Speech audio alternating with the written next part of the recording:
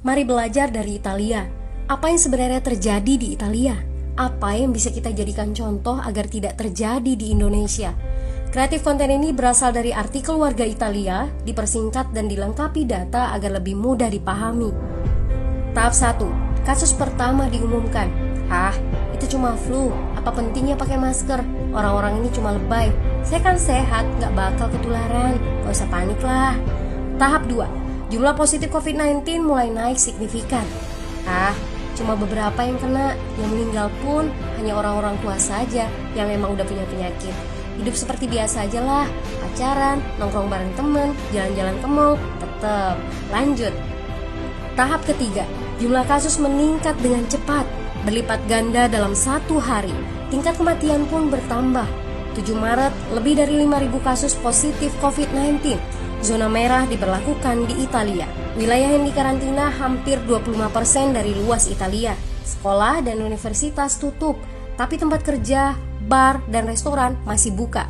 Sementara itu, 75% wilayah lain masih menganggap enteng COVID-19. Anjuran mencuci tangan ada di mana-mana, tapi sekadar anjuran dan tak banyak yang melakukan. Tahap 4. Jumlah kasus meningkat pesat. Sekolah dan universitas ditutup selama sebulan. Darurat nasional pun diberlakukan. Rumah sakit menambah kapasitas, seluruh kamar dibersihkan untuk memberi ruang bagi pasien COVID-19. Tapi tak ada cukup dokter dan perawat. Ada terlalu banyak kasus pneumonia, terlalu banyak pasien perlu ICU, tapi ruangannya sudah habis, ventilator habis. Pada titik ini seperti kondisi dalam perang. Dokter harus memilih siapa yang akan diobati berdasarkan peluang bertahan hidup. Itu berarti pasien lanjut usia dan punya penyakit bawaan seperti hipertensi, diabetes, stroke tidak masuk prioritas karena tidak ada lagi ruang. Sistem layanan kesehatan seketika runtuh. Tahap 5. 9 Maret mencapai lebih dari 9.000 kasus. Seluruh kota Italia lockdown.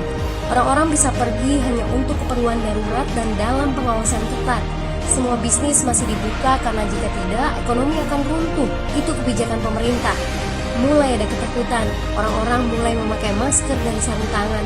Tapi tetap saja, ada anak-anak yang merasa jagoan, masih ingin uji nyali. Pergi ke restoran rame-rame, hangout bareng, minum-minum dan lain sebagainya. Tahap 6. 2 hari kemudian pemerintah Italia berubah pikiran. Semua bisnis harus tutup. Bar, restoran, pusat perbelanjaan, semua jenis toko, kecuali supermarket dan apotek.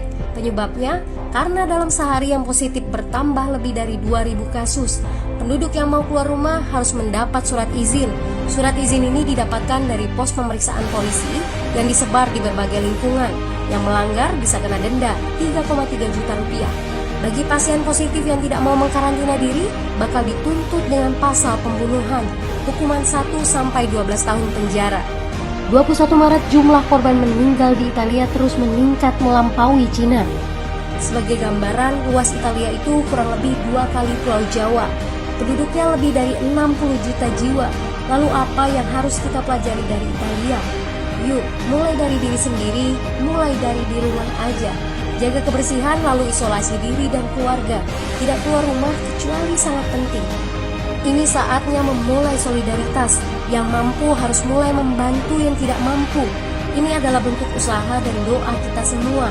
Semoga badai corona ini segera berlalu. Mari memulai kekompakan dengan membagikan informasi ini. Di rumah aja, mari belajar dari Italia.